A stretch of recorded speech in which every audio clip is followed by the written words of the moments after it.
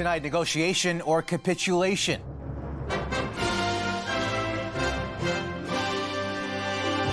Canada hits delete on the digital sales tax. It's very simple. Prime Minister Carney in Canada caved. It's part of a bigger negotiation. Restarting the trade talks with the U.S. and Ottawa's new move to make trade easier between provinces. Will it work? An Ontario boy's terrifying encounter with a coyote. I just feel two big teeth on the side of my leg. Why our next flight out of a Canadian airport this summer could be a major headache. Air traffic control shortages is a global phenomenon. Plus, two sisters, one big day, and how they fulfilled their father's final wish. And I promised to finish, the things that I started. And piercing the veil of dementia. He sees it fresh every day, which is a beautiful thing. The patriotic Canada Day display that's a symbol of a couple's love for their country and each other. Happy Canada Day.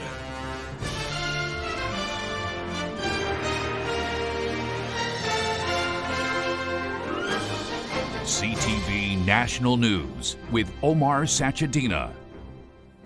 Good evening. Trade talks between Canada and the United States are back on again after Donald Trump suspended negotiations on Friday, and a frantic flurry of cross-border conversations this weekend to get the discussions on track. At issue, the digital services tax, which Mark Carney dropped hours before the first payment was due.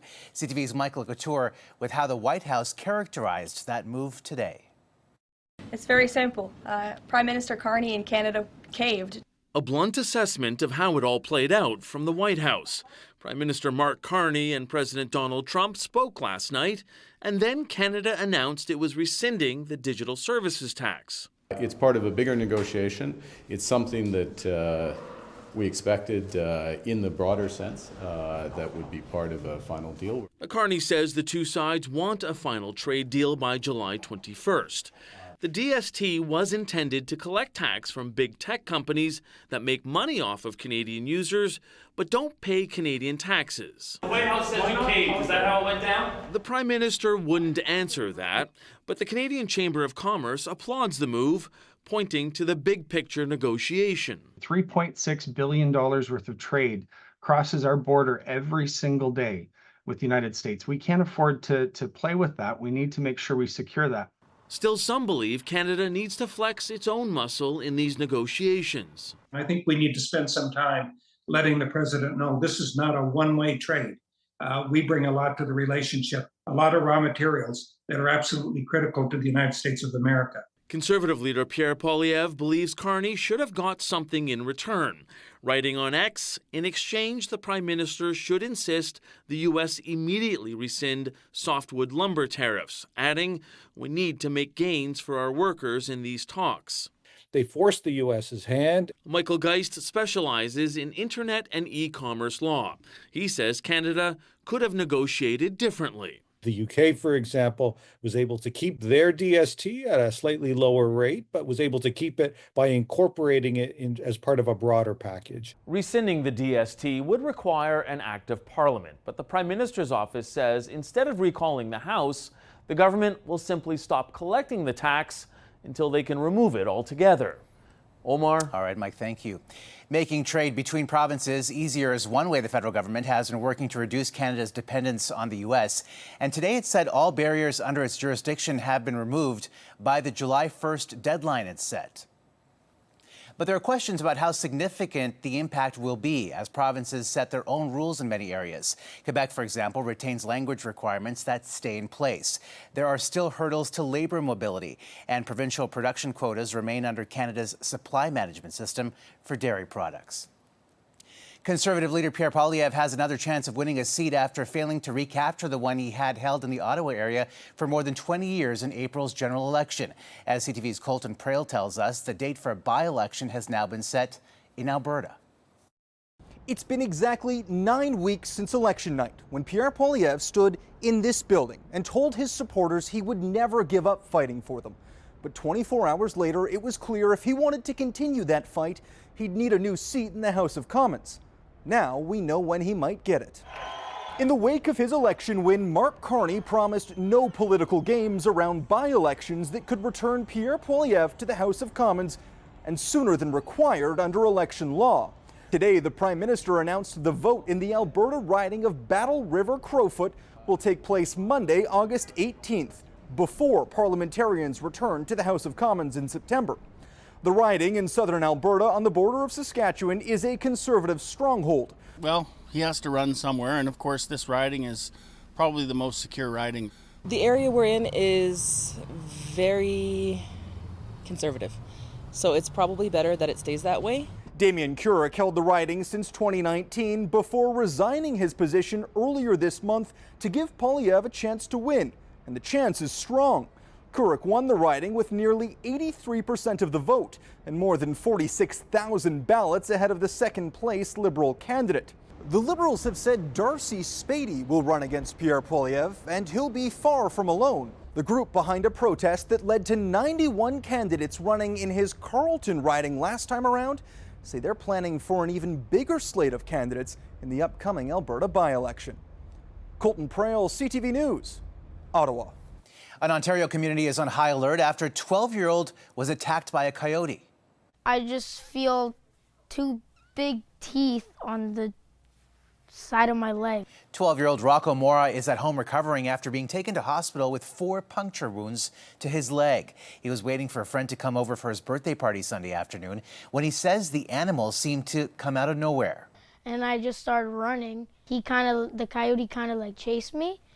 But then when I was like on my front porch, he kind of like just started staring at me. And then when I got in the house, he ran away. Came running, screaming inside the house saying, Mommy, Mommy, I kind of got bit by a coyote. I got bit by a coyote. The attack happened just north of Toronto, where there have been multiple coyote sightings and close calls with residents and pets in the neighborhood. Animal Services is investigating. Chronic shortages in a pivotal season have been creating summer holiday chaos for thousands of travelers. Here's CTV's BC Bureau Chief Andrew Johnson on what's behind it and when it could be fixed. They're just the words you don't want to hear on one of the busiest travel weekends of the summer. Delay. Cancellation. Incredibly frustrating day for passengers, incredibly frustrating day for our partners, incredibly frustrating day for us. 200 flights were delayed at Vancouver International Airport on Saturday and Sunday alone, plus at least 20 more canceled. Among the thousands affected, Debbie Caban and her husband Chris, flying in for hip surgery he'd waited years for. We knew that this could be a challenge and we kind of planned accordingly. You certainly don't want to miss that opportunity for a surgery that you've been waiting so long for. The culprit, a chronic shortage of air traffic controllers at NAV Canada that's been going on for many months. WestJet says more than 300,000 of its passengers have been affected by NavCan staffing-related delays since April, and in a statement adds WestJet is calling on the federal government to work with all stakeholders to find an immediate solution to support the structural challenges that NAV Canada is facing. NavCan points out air traffic control shortages are a global problem post-pandemic and that it is training hundreds of new hires.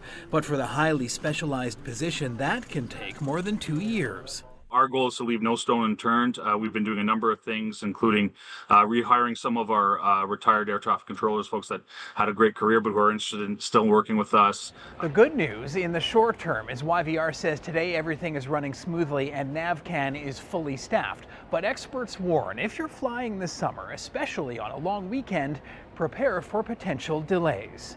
Andrew Johnson, CTV News at Vancouver International Airport. More than 250 workers from the CN Tower, one of Canada's top attractions, are locked out over a labor dispute during Toronto's busy summer tourist season. I think that stinks. I'm glad they're advocating for themselves. It's really sad.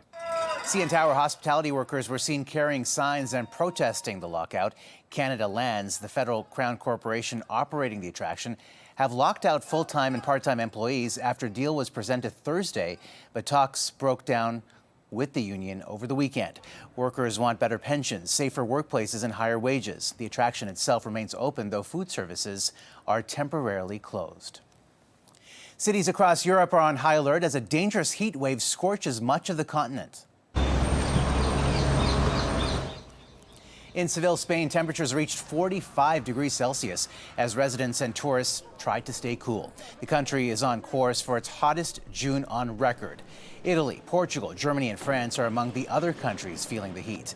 The sweltering temperatures are expected to peak today and tomorrow. Crew members from the Disney Dream rescued a girl and her father who went overboard, getting them into a small boat as the ship returned to Fort Lauderdale, Florida. Disney says, "We commend our crew members for their exceptional skills and prompt actions, which ensured the safe return of both guests." How the girl fell overboard is unknown. Her father jumped in after her. At least 58 people were killed by Israeli strikes in Gaza today, according to Palestinian health officials, and that includes a deadly attack on a seaside cafe. Video shows the destruction at the site of the cafe near Gaza City. At least 22 people were killed there and dozens more injured, according to Gaza's health ministry. The Israeli Defense Forces say they are looking into the strike, and they say they're also investigating recent incidents of Palestinian civilians harmed at aid distribution centers. The UN says more than 400 people have been killed seeking aid since the blockade lifted May 19th. Coming up. Not so much about separating, it's about getting a bigger voice. It's probably a good thing, but it shouldn't be necessary. Why some in Alberta are torn on the thought of separation on the eve of Canada's birthday.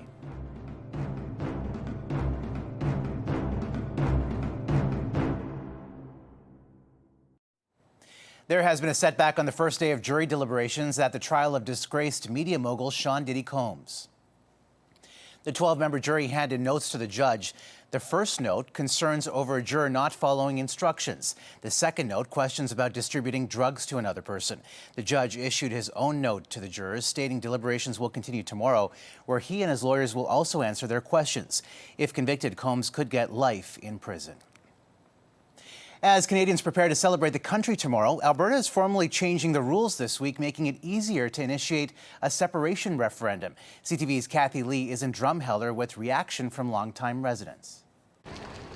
Tucked in the heart of the Alberta Badlands, tourists countrywide often travel to this popular place in Wayne, a former mining community in Drumheller. We would be 98% tourism. Last Chance Saloon co-owner Paula Sutherland, a proud Canadian and staunch supporter of Alberta oil. We are very rich in it, and we're not utilizing it to the full potential. The government is saying no, and we have to do as we're told. It's one of the sticking points for Albertans wanting to leave Canada. Oh, I absolutely would be for it. Premier Danielle Smith has stated she is against the province separating. However, this week her government is officially lowering the bar for citizens to initiate a referendum, including on separation. But a legal expert says even if the required number of signatures are collected within the mandatory time frame, separating isn't an easy feat, and there are complex issues to consider. Indigenous rights, Indigenous land, national parks, currency,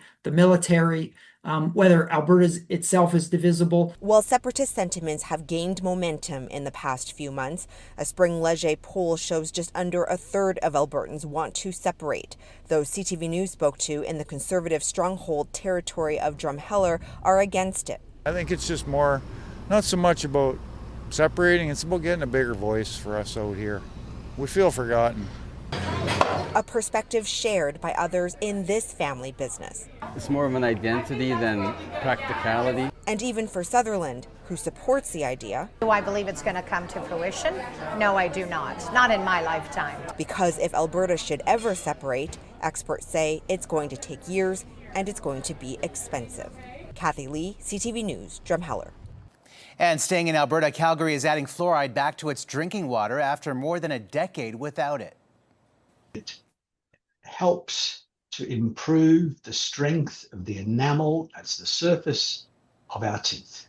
The reintroduction of fluoride as a measure to improve oral health cost the city over $28 million, with an annual $1 million budgeted for operation and maintenance. The move was approved 4 years ago with 62% support from voters. Still ahead, the high-tech creation these teens are using to help bridge the generation gap.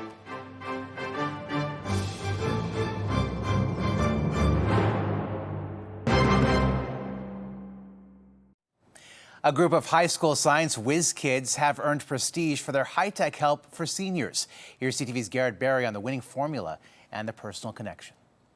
Behind this screen and underneath these wires, you'll find a labor of love for teenager Alpida Petro. My grandfather's always like in my heart, and I'm always like thinking about him. So it's like to see these devices go into action, like he would definitely be like the first person I'm thinking of. All school year, her Creators of Tomorrow Science Club has been perfecting their designs for a trio of devices aimed at the needs of seniors, specifically those struggling with memory loss. He was always forgetting things, and he like couldn't complete his daily tasks. He always needed assistance.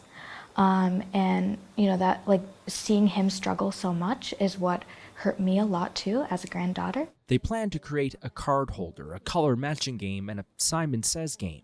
And in October, with some prototypes created, they hope to bring them to seniors' homes and get real feedback. We'll take our prototypes and we'll basically test them out. So we'll see how the seniors react to it, and like it's new stimuli for them. So we'll see if they like it, if they don't like it, we'll take notes, whatever feedback they can give us.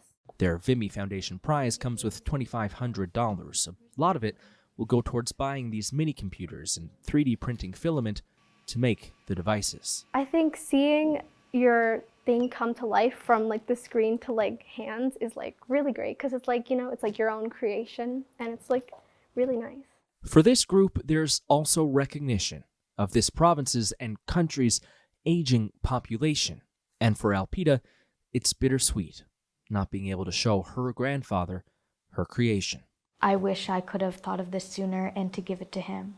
But, you know, like the inspiration behind all of this was him, and I'm glad that I can do this in his memory. Gary Perry, CTV News, St. John's. Prince Edward got a tour of Toronto's waterfront today. The Duke of Edinburgh visited the Police Marine Unit this morning before visiting HMCS York. After a private lunch, he was scheduled to fly to Ottawa for Canada Day celebrations tomorrow. The Duke just spent 3 days in Prince Edward Island in his capacity as Colonel-in-Chief of the Prince Edward Island Regiment, which is celebrating its 150th anniversary. The Toronto Maple Leafs have agreed to cut ties with a key player, Mitch Mner.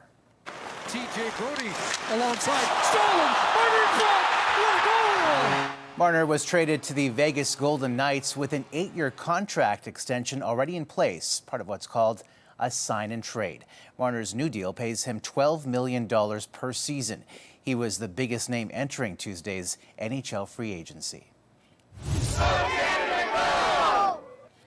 And at a youth soccer event in Ottawa, Prime Minister Carney welcomed the 2026 FIFA World Cup trophy to Canada. The international tournament will kick off June 2026, with Canada hosting 13 matches in Toronto and Vancouver. Graduation season is a time for both celebration and reflection. For two sisters 10 years apart, their different paths have now culminated into shared success. Here's CTV's Adrian Grobriel on the emotional chapter that led these siblings to the same stage. A shared grief turned to growth. At a young age, like, no one expects to just lose their parent. Sonia Pasquale and her sister Shabna Sahi are 10 years apart. When their father died of leukemia in 2014, the eldest, Pasquale, was forced to drop out of Trent University to work and provide for her two younger sisters and mother. Moments before their father died, she made him a promise that she'd one day go back to school. I promised to take care of this family and step in for him, and I promised to finish, you know, the things that I started, and my education was so important. She was like the breadwinner of the family, like we were dependent. A decade after putting her future on hold, Pasquale enrolled at Toronto Metropolitan University to take global management studies. At the same time, and the same school, her younger sister had enrolled in economics and management science. Something I'd never would have expected in a million years. It's like we have such a huge age gap. I wouldn't expect that we would be side by. This month, they each shared Shabnam Sahi. the convocation stage together, Mariam Sahi with distinction, making them the first two from their family to graduate university. What do you think your father would say as he looks down on each of you this week? Any little accomplishment we'd had, he'd make a big deal about it, which is amazing because he was very encouraging. So he would be incredibly proud. For siblings navigating life without their rock, without their father, their accomplishment is a testament to their perseverance. It's not hopeless. There's always light at the end of the tunnel. Following their shared graduation, the sisters' unique experience has led to a new commitment to build a better life for their entire family together. Adrian Gobriel, CTV News, Toronto. What an incredibly touching moment. Still ahead, how this couple is showing off their love for Canada and their love for each other this Canada Day.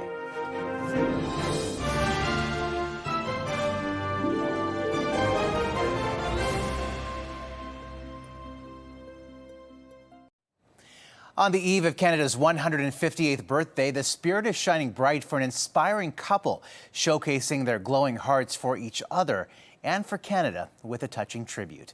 CTV's Sean Irvin explains. From painted boulevards to entrance gates wrapped in the nation's colors, the patriotic efforts of husband and wife Barbara Armstrong and Albert Bernhardt are appreciated by passers-by. The pair have been decorating the front of their Westminster Drive property to mark multiple holidays since the start of the pandemic. This year, their Canada Day display is the largest ever. I think everybody, especially this year, should be celebrating to be Canadian. But this display is not just a story about the love for one's country. It's an actual love story that will melt your heart. The story began 25 years ago in Canada's north. Barbara was on a work contract in Inuvik, Northwest Territories. She met Albert and the two fell in love. After a decade in the north, they returned to Barbara's hometown of London. Life was good until Albert was diagnosed with dementia 3 years ago. I'm glad she's with me. For a time, Albert helped to put up the displays, but dementia took its grip. Every day I lose a piece of what I had. It's awful. That loss includes the annual effort of National Pride. This is the couple's final display. Albert's transitioning into long-term care. Yet before Albert moves, his dementia has given him the gift of experiencing Canada Day daily. He sees it fresh every day, which is a beautiful thing. I like it. I mean, I was born Canadian. Need more joy in the world. And if it happens through celebrating our great country, then so be it. A thoughtful message from a couple that combines love of country with a love for each other. Give us a kiss. Oh, nom, nom, nom, nom. Happy Canada Day. But more. In London, Sean Irvin, CTV News. Lots to celebrate in this great country of ours. From all of us, a very happy Canada Day to you and to your families. That's a snapshot of this Monday. Heather will be here tomorrow. Thank you for watching, and good night.